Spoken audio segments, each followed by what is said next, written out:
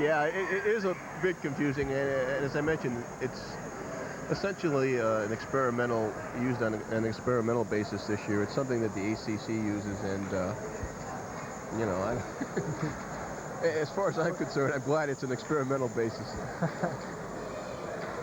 Well, we're looking down this game at really what can you point to as a key? The team that can execute in the last 2 minutes is going to win this game.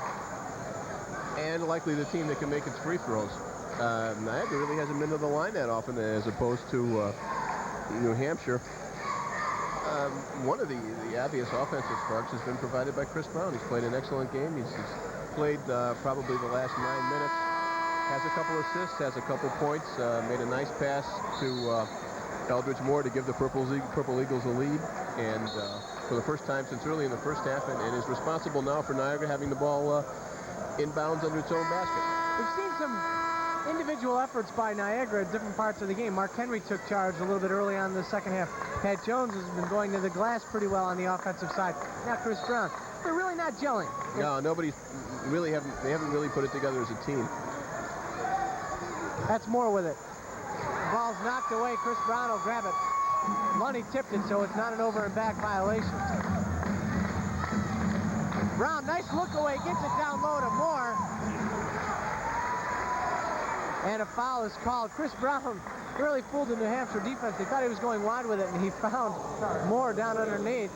Moore didn't handle the pass, but the foul was called.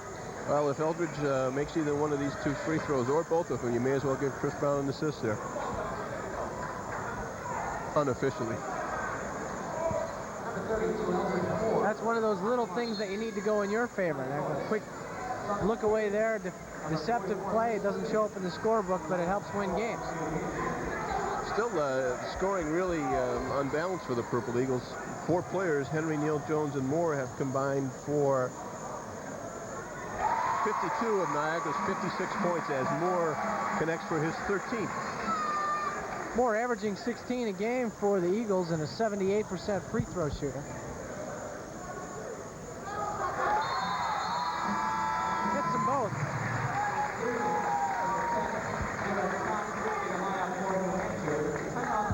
Niagara takes a timeout. They lead by 3, 59-56. If you're Niagara, you'd like to see Moore go to the line. He has been to the line over 60 times this year and averaging about just under 79%. Yeah, Moore, Henry, Neal really are the only people. Niagara shooting 69% of the team as a team, and those 3 people are the only 3 over that percentage, with Mark Henry leading the way 86%, Eldridge Moore at 78%, and Juan Neal 77%. One thing we might note to season ticket holders who might be watching after attending the game live in person, the remaining season tickets will be available for pickup prior to game time, both this Saturday and the following Saturday. And a note to the viewers, after you come to the Purple Eagles gym, the Taft Gallagher Center, to check out the game, you can always go home and watch the game on a tape delay basis right here on Adelphia Cable Channel 3. The next telecast, Saturday night, Bob Laurie and Mike Jankowski. Bob Laurie returns to the Cable 3 microphone to call the Canisius game. Niagara pressing, and New Hampshire breaks it. That's Mike Lenny. To Keith Carpenter. Carpenter going to try a drive on Neal. Pulls up. And tosses out to Lenny. Now it's Counts. Lenny, they work Carpenter on, they free it up. They go one-on-one with him, and Neal slaps the ball away. They isolated him, but they couldn't get past Neal. Now Counts open with a shot. Way short. Henry might have got a piece of that one as well. He definitely got a piece. That would be his 4th block. Boy, the coach for New Hampshire is coming very, very close to a technical foul. Gary Friel has run on the court again, and the referee told him to ease back. Andy Walker wants a technical, and the coach kind of told Andy where to go. He gave Andy his own brand of technical. I guess you could do that when you know he can't move within 15 feet of you, but I don't think he would have done that on the street corner. Well, Andy and Jerry are very good friends. Jerry's a really nice guy. In the heat of the moment. But Niagara leads it by 3. We're under a minute left. Niagara with the ball. Juan Neal calls timeout. 59-56, 54 seconds remaining, 14 seconds on the shot clock when Niagara will inbound it. Eagles likely looking to work some clock here. Yeah, Friel is really working over the officials. I recall 2 years ago, he wound up not coaching a game here because he had gotten the flu in Buffalo. They were playing at New Hampshire first and then playing at Canisius, and his assistant Bob Berry wound up coaching the team here. After this game, New Hampshire will play Canisius on their road trip. Canisius led BU with about 6 minutes to go in the first half by a scant 4 points. It was 26-22. I don't think we've got an update on it since. Oh, 54 seconds remaining in this one. Niagara leading by 3, and a bucket here would really seem to enhance their chances of pushing their conference record to 3-2. They're 2-2 coming into this game. One of their victories being against New Hampshire, their first conference victory of the season. 68-61 out at the University of New Hampshire. So a big offensive series here. A bucket for Niagara would give them a 5-point cushion, which would be one of the largest of the game. Probably the largest of the game. 10 seconds on the shot clock. Chris Brown with the ball. Gives it to Henry.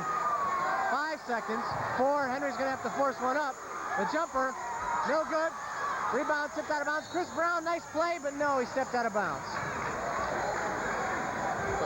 As Bob Laurie would have said a minute and a half ago, it's time to start thinking of Adelphia Cable Player of the Game. And New Hampshire calls timeout. Well, a logical candidate would be Mark Henry. Defensively tonight with 4 blocks and only player Niagara shooting a good percentage from the field. He did have 5 rebounds the first half, too, 4 offensively, and obviously we don't have rebounding stats in front of us now, but I would concur with that. He's got 19 points, probably close to 8 or 9 rebounds, if not more, and 4 blocks. I should mention as having a good second half is Chris Brown for Niagara running the point. Andy Walker's tried 3 different people at that position. He started John Sullivan to start the game and the second half. Mike Rios has spelled him, and neither were able to generate much offense. Chris Brown has added somewhat of a spark here in the second half, but really what got Niagara back into the game was the full court pressure defense, which forced New Hampshire into turnovers. And you got to feel you can force New Hampshire into turnovers since they average 20 a game. Yeah, they must be doing something wrong.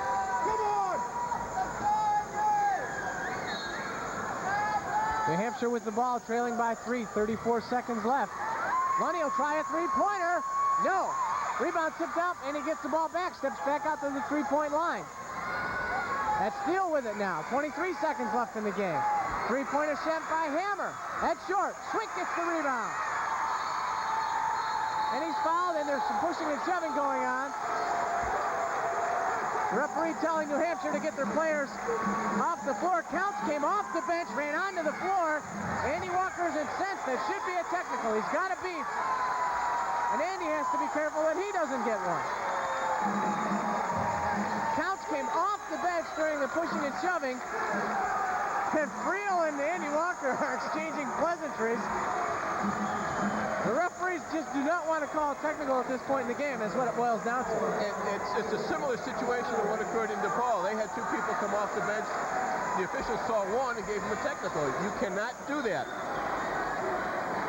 No doubt about it. Counts got all the way inside the 3-point line coming off the bench. But the ref did not call it. Andy Walker threw his coat down in disgust.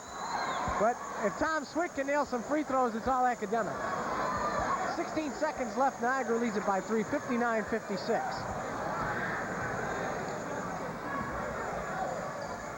gets the first one.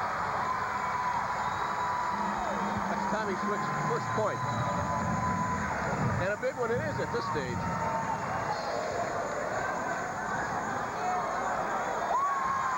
He hits the second one. Niagara leads by 5, 61-56.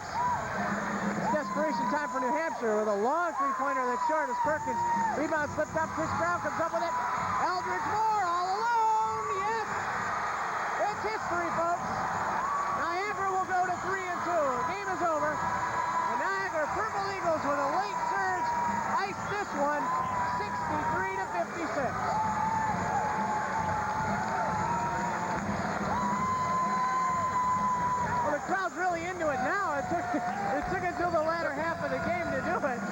a while. You got to give New Hampshire a lot of credit. Here's a team that's 1-9. Really hasn't shown a whole lot other than beating Canisius at home and that on a 15-footer turnaround jumper at the wire. But they were tooth and nail here right down there.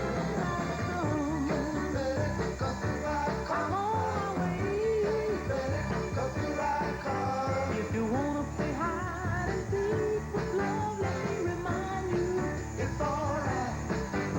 The loving you're gonna miss in the time it takes to find you, it's out of sight. So diddly-dee, diddly-dum, look out, baby, 'cause here I come.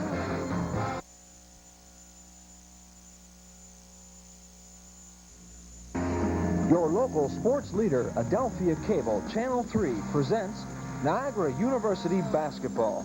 The tip-off is just moments away. But first, here's an Eagles eye view on the key matchups. With Purple Eagles head coach Andy Walker, here's Lou Panessa. The Niagara Purple Eagles continue their homestand tonight. The University of Vermont Catamounts in the Niagara Falls and Convention and Civic Center, a team Niagara has beaten for the last 12 meetings. But Coach Andy Walker, I know right now you're not taking anything for granted. You had 12 in a row from New Hampshire, and they come in here still an upset. Yes, things seem to be turning on us right now, and but nonetheless, we're still working hard and doing the things we have to do. I just think it's just one of those situations right now where we're a real deep lull, not a lull mentally, but just a situation where we need one good win to get us going again. What's the players' attitude? I know it's you came out and played hard. Before you had questioned sometimes the intensity, but they gave you a good effort, New Hampshire. Oh, they sure did, and it seems like everybody plays their toughest game against us this year. Maybe it's that we're losing, leaving the league this year, and this is their last hurrah, and maybe it's fitting, but I don't like to fit too tight, and we're going to be playing against Vermont, as you well know, and we plan to really go out there and beat them. Okay, now what about the healthier team? Mark Henry had a little bit of a knee injury in the New Hampshire game. How will he be ready? Mark Henry's fine. Right now, he has a little touch of the virus, 24-hour bug or whatever you want to call it, and he's fine, though. He'll be fine, and of course, L.D. Moore's still out, but Derek Bavard's doing a comparable job right now. So we just got to put a few wins together. It's going to be tough because we have Vermont, and then, as you well know, Siena. But nonetheless, hey, only judge us when the last ball goes up. What about Calavita from Vermont? He was slowed by injury. He was out last year when you faced Vermont. Really coming back, maybe not the player he was, but is he improving as the year goes on? Do you worry about him? Well, I think he's definitely improving because they give him the ball more often, and you can only improve when you get the ball early in the season. I don't think they were acclimated back to his posture being there again. So now they're getting him the ball. It's more than midway through the season, and he's playing a lot better. Nonetheless, Calavita alone has never been able to beat us. We just have to try to neutralize those three-point shooters, along with playing tough defense and keeping them off the boards. Calavita, that is. Vermont had a very young team last year. Most of the players back again this year, but you touched on a point. They love to fire up the three-pointer. What will you do defensively? Well, we just have to play them a lot of man-to-man, I feel.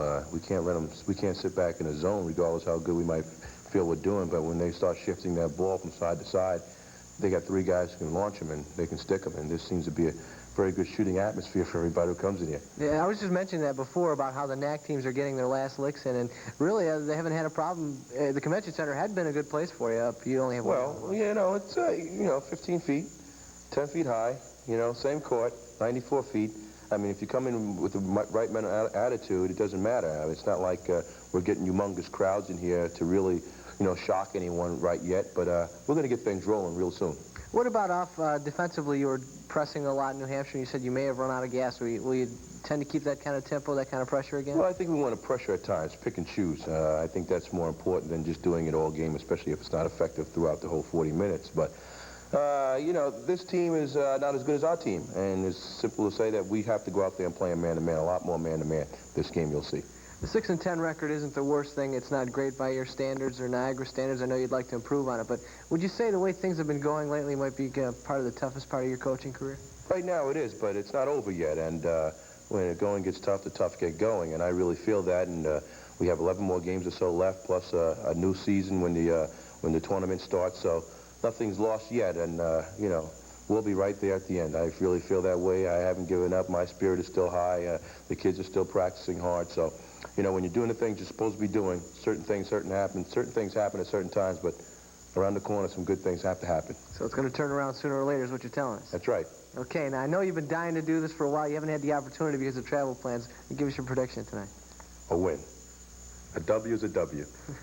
Well, we'll see what happens. Mike Jankowski and I will be standing by courtside at the Convention and Civic Center for the tip-off of tonight's game right after this.